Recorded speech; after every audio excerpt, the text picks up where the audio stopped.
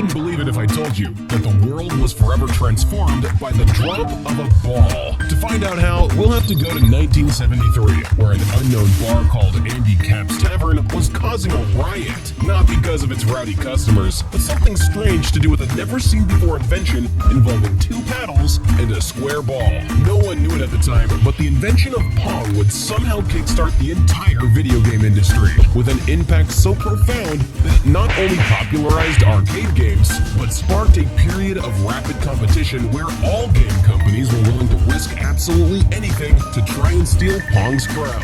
And no one did a better job at competing than Space Invaders, who had a genius plan in place to shatter the definition of what a video game could be by inventing graphic visuals and sound in a world of gaming known for boring music and black and white colors. Its iconic pixelated aliens descended upon Earth and broke all records, earning over $1 billion in revenue in its first year alone, making it one of the most profitable arcade games of all time, until its market share was eventually eaten away by an absolute monster in the gaming world. It would have been easy to underestimate Pac-Man, a simple game that drew its inspiration from a missing pizza slice, but it quickly surpassed all expectations, becoming an instant hit that devoured the hearts of millions whilst simultaneously achieving several milestones in gaming history. It broadened the appeal of video games by attracting a more diverse audience of all ages. It became one of the first games to spawn numerous sequels and spin-offs, and even inspired a chart-topping hit, Pac-Man Fever.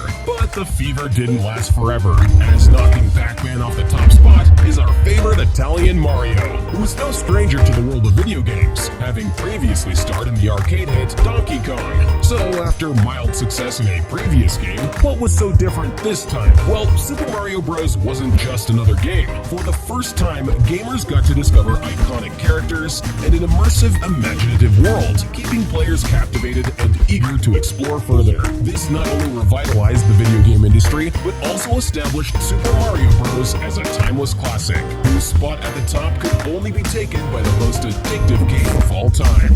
Alexei Pajitnov designed a digital game dedicated to his love of puzzles. However, he had no clue just how addictive it would become and the lengths people would go to get their hands on it. And while Tetris did quickly become a hit in Russia, its path to international success was fraught with many obstacles. Russia didn't want the US to get a hold of the world's #1 game, and so anyone who tried to get the game to the West was met with complex negotiations and legal battles over strict Soviet intellectual property regulations. Ultimately, the game eventually found its way to the West, but still had one last stretch to go before cementing its place in gaming history.